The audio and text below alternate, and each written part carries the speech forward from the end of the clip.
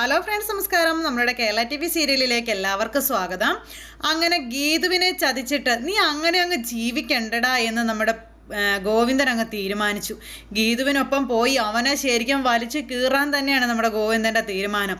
കിഷോർ ആണെങ്കിലോ ഒരെടുത്തുചാട്ടത്തിന് പറഞ്ഞും പോയി, അതിപ്പോൾ തിരിച്ചെടുക്കാനും പറ്റില്ല. ഗോവിന്ദ് സാറും ഗീതുവും കൂടെ ചേർന്ന് ഇവനെ കൊല്ലുമെന്നുള്ള കാര്യം ഇവന് വളരെ വ്യക്തമായിട്ട് മനസ്സിലായി. പേടിച്ചു വേറെ ചാശാൻ ഇങ്ങനെ ഇരിക്കുക. പകുതിയാണെങ്കിലും നുണയും കാര്യങ്ങളും ഒക്കെ ആയിട്ട് ഭാര്യയുടെ മുന്നിൽ പിടിച്ചു നിൽക്കാൻ കഴിയുന്നുണ്ടെങ്കിലും ഭാര്യ ആരാ പൊന്നുമോള്, പിടിച്ച കൊമ്പ് കൊണ്ടേ പോകൂ എന്നുള്ള ആ ഒരൊറ്റ തീരുമാനമായിട്ട് നമ്മുടെ അവർണികയും കൂടെയുണ്ട്. ആ സമയം പനിയാണെന്നൊക്കെ കള്ളം പറഞ്ഞിട്ടും കൊടുങ്കാറ്റ് പോലെ ഗീതു ഇങ്ങോട്ട് വരും, അത് വേണോ അതോ വേറെ എന്തെങ്കിലും വേണോ തുടങ്ങിയ കാര്യങ്ങളൊക്കെ ഇങ്ങനെ ചോദിക്കുക. അവിടെ ഒന്നും മറുപടി പറയാനില്ലാതെ ആകെ പേടിച്ച് നിൽക്കുക കിഷോർ. ഈ സമയത്ത് അവരെ കാണാൻ പോകാൻ ഇറങ്ങുന്ന ഗീതു പവർഫുള്ളായിട്ട് ഭയങ്കര എനർജറ്റിക് ആയിട്ട് ഇറങ്ങുന്നത്. അതുപോലെ തന്നെ ഗോവിന്ദനും. രണ്ടുപേരും ഇന്ന് രണ്ടിലൊന്ന് തീരുമാനിച്ചിട്ടേ ഇറങ്ങുകയുള്ളൂ എന്നുള്ള കാര്യം തീരുമാനിച്ചുറപ്പിക്കുന്നു. അങ്ങനെ ആ ഒരു കാര്യങ്ങളെല്ലാം ഇവർ രണ്ടുപേരും കൂടെ ഭയങ്കര ഗൗരവമായി ആലോചിച്ച് ചിന്തിച്ചെല്ലാം ചെയ്യാനായിട്ട് തയ്യാറായി ഇറങ്ങുന്ന സമയത്ത് ഒരു കള്ളനെ പോലെ പതുങ്ങി പേടിച്ച് ആശാൻ ഇങ്ങനെ, അതായത് നമ്മുടെ കിഷോർ ഇങ്ങനെ ഒരു മൂലയ്ക്ക് നിൽക്കുക. അവർണികയാണെങ്കിൽ വിളി വാകിച്ചു. കിച്ചു എവിടെ വരാൻ, കിച്ചുവിൻ്റെ ജീവനിൽ കൊതിയുള്ളത് കൊണ്ട് കിച്ചു ഇട്ട് വരുന്നുമില്ല. അങ്ങനെ കിച്ചു പേടിച്ച് വരച്ച ഒരു മൂലയ്ക്ക് നിൽക്കുക. അവർണികയാണെങ്കിൽ ഇവനെ വിളിക്കുന്നുണ്ട്, നീ വാ എന്നും പറഞ്ഞു. എവിടെ ആര് വരാനായിട്ട്, ജീവനി പേടിയുണ്ടല്ലോ, അതുകൊണ്ട് എങ്ങനെ വരും. എന്നിട്ടും പിന്നെ പേടിച്ച് വിറച്ച് ഇങ്ങനെ വന്ന് വണ്ടിയെ കയറി. കിച്ചു എന്തിനാ ഇത്രത്തോളം പേടിക്കുന്നത്? കിച്ചു എന്തെങ്കിലും തെറ്റ് ചെയ്തിട്ടുണ്ടോ? അതോ ഗീതുവിനെ കുറിച്ച് കിച്ചു പറഞ്ഞതൊക്കെ കള്ളങ്ങളായിരുന്നു, അതുകൊണ്ടാണോ കിച്ചുവിന് ഇത്രയ്ക്ക് ടെൻഷൻ, ഇത്രയ്ക്ക് പേടി എന്നൊക്കെ ചോദിച്ച് അങ്ങനെ ഇവർ തമ്മിൽ സംസാരിക്കുന്നുണ്ട്.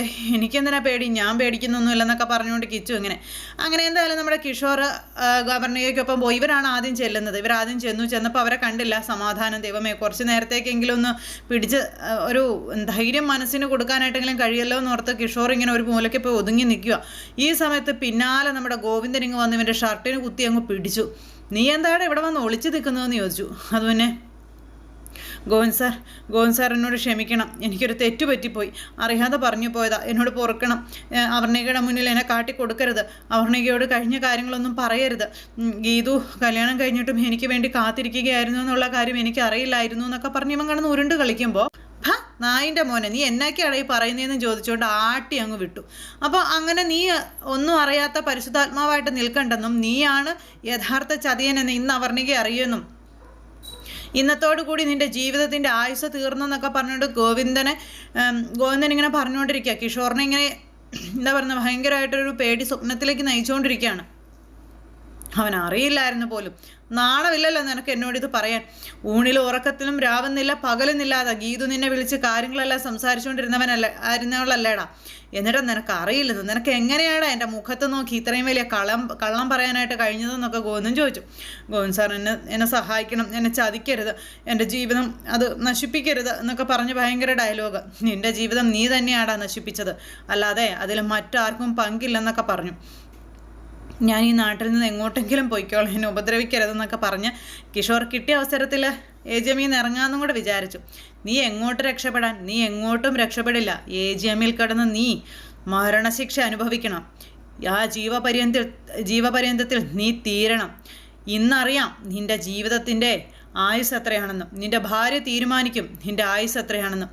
നീ ഒരു ചതിയനാണെന്ന് തിരിച്ചറിഞ്ഞാൽ രഘുരാമങ്ങളും അതുപോലെ തന്നെ അവർണികയും കൂടെ ചേർന്ന് നിന്നെ കൊന്ന് കെട്ടിത്താഴ്ത്തും. നിനക്കത് അറിയുമെന്ന് ചോദിച്ചു. അവരുടെ സ്വഭാവം എന്താണെന്ന് മറ്റാരേക്കാളും നന്നായി നിനക്കറിയാവല്ലോ, ഇല്ലേ? അവർ നിന്നെ ജീവിക്കാൻ അനുവദിക്കില്ല കിഷോർ. നിൻ്റെ ചതി അവരറിയണം, അറിഞ്ഞാൽ മാത്രമേ രക്ഷയുണ്ടാവുകയുള്ളൂ എന്നൊക്കെ പറഞ്ഞ് അങ്ങനെ നമ്മുടെ ഗോവിന്ദ് പറയാവുന്ന മുഴുവൻ അങ്ങ് പറഞ്ഞു. ഈ സമയത്ത് അവർണിക ഗീതുവിനെ കണ്ട് ഗീതുവായിട്ട് സംസാരിച്ചുകൊണ്ടിരിക്കുക. അപ്പോൾ ഗീതു വന്നതും അവർണികയായിട്ട് സംസാരിക്കുന്നതുമൊക്കെ കിഷോറും കാണുന്നുണ്ട്. നീ എന്തിനാ ഇങ്ങനെ ഒളിച്ചും പാത്തും നിൽക്കുന്നത്, നീ വാടാന്നും പറഞ്ഞ് നിർബന്ധിച്ച് വിളിച്ചുകൊണ്ട് പോവാം. അപ്പം ഞാൻ വരുന്നില്ലെന്നും പറഞ്ഞുകൊണ്ട് കിഷോർ നിന്നെങ്കിലും പിടിച്ച് വലിച്ച് ഉന്തി തള്ളി കൊണ്ടുപോകണം. അങ്ങനെ ആ ഒരു ഇതങ്ങ് പോയി.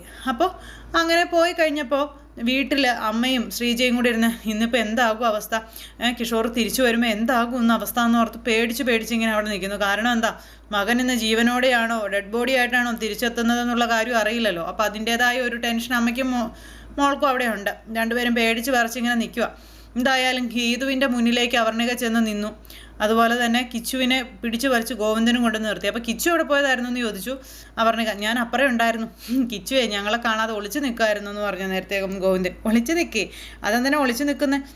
അതെ, ഓഫീസിൽ മാത്രമേ ഇവർ സ്ട്രിക്റ്റ് ആയിട്ടുള്ളൂ കേട്ടോ.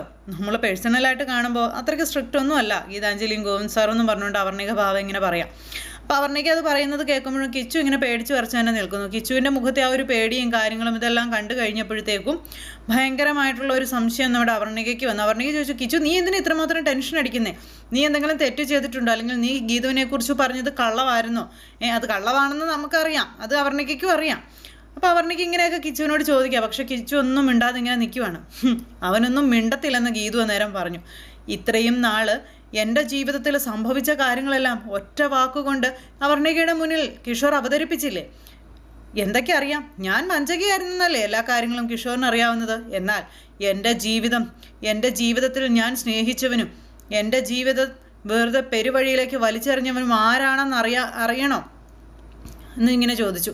എൻ്റെ ജീവിതത്തിൽ എന്താ സംഭവിച്ചത് എന്നുള്ളത് അപർണികയ്ക്ക് അറിയണമെന്ന് ചോദിച്ച് ഇവനെ സ്നേഹിച്ചത്, അതുപോലെ തന്നെ ഗോവിന്ദുമായി വിവാഹം കഴിച്ചത്, പിന്നീട് അവനെ കാണാനായിട്ട് അവിടെ ബാംഗ്ലൂർ എത്തിയ സമയത്ത് ഗീതുവിനെ കൂടെ ചേർത്ത് പിടിച്ചത്, അതിനുശേഷം ഗീതാഞ്ജലിയെ ഉപയോഗിച്ചിട്ട് കളഞ്ഞിട്ട് കാശുമായിട്ട് തടി തപ്പാൻ നോക്കിയത്, ഇതങ്ങനെയുള്ള എല്ലാ കാര്യങ്ങളും പറഞ്ഞു. ഇതൊക്കെ കേട്ട് കഴിയുമ്പോൾ ഗീതാഞ്ജലി ചോദിച്ചു, ഇനി അപർണിക പറ, ആരാണ് തെറ്റുകാരൻ അല്ലെങ്കിൽ തെറ്റുകാരി? അങ്ങനെ ഏതവനാ ഗീതാഞ്ജലിയോട് അങ്ങനെ ചെയ്തത്? അത് ആരായിരുന്നാലും അവനെ വെറുതെ വിടരുത്, അവൻ ഇനി ജീവിച്ചിരിക്കാൻ യോഗ്യതയില്ല, അവനെ കൊന്നുകളയുകയാണ് വേണ്ടതെന്ന് പറഞ്ഞാൽ അപർണിക ഭയങ്കരമായിട്ട് അങ്ങ് റേസായി. അപർണിക കയറി റേസാകുന്നത് കണ്ടു കഴിഞ്ഞപ്പോഴത്തേക്കും കിഷോർ ഞെട്ടി, ദൈവമേ തീർന്നു, എൻ്റെ ജീവൻ അവസാനിച്ചു, എൻ്റെ ജീവിതം അവസാനിച്ചു, ഞാൻ ഇനി ജീവനോട് ഇരിപ്പില്ല എന്നുള്ള ആ ഒരു ഇതിൽ അങ്ങനെ പേടിച്ച് വിറച്ച് ആശാനിങ്ങനെ അവിടെ നിൽക്കുക. അറിയണോ?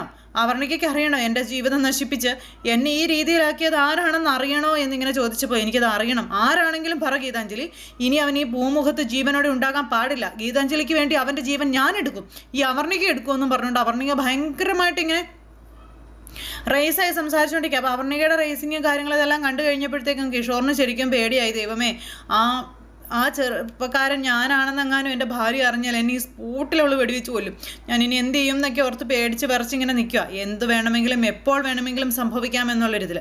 പക്ഷേ ഇവനെ പേടിയുടെ അങ്ങേയറ്റം എത്തിച്ചിട്ട്, അങ്ങ് കൊടുമുടിയിൽ എത്തിച്ചിട്ട് അവിടുന്ന് നേരെ താഴേക്കിടാനായിട്ടാണ് നമ്മുടെ ഗീതുവിൻ്റെയും ഗോവിന്ദൻ്റെയും പ്ലാന്. പൊട്ടൻ കിഷോറാണെങ്കിൽ പേടിച്ചു വിറച്ച് ലോകത്തുള്ള സകല ദൈവങ്ങളെയും വിളിച്ചിങ്ങനെ അവിടെ നിൽക്കുന്നു. അപ്പോൾ അങ്ങനെയൊക്കെയുള്ളൊരു സിറ്റുവേഷനും കാര്യങ്ങളും ഒക്കെ ഇണക്കിക്കൊണ്ടാണ് നമ്മുടെ ഇന്നത്തെ കഥ, നാളത്തെ കഥ വരുന്നത്. അപ്പോൾ എല്ലാവരും കാത്തിരുന്ന് കാണണം, ആരും തന്നെ മിസ് ചെയ്ത് കളയരുത്. എല്ലാവർക്കും നല്ലൊരു ദിവസം ആശംസിക്കുകയാണ്. എല്ലാവരുടെയും സപ്പോർട്ടിനും സ്നേഹത്തിനും ഒത്തിരി നന്ദി അറിയിക്കുന്നു. സൂപ്പർ ഹിറ്റ് കഥയുമായി കാണുന്നത് വരെ എല്ലാവർക്കും നന്ദി. Good night.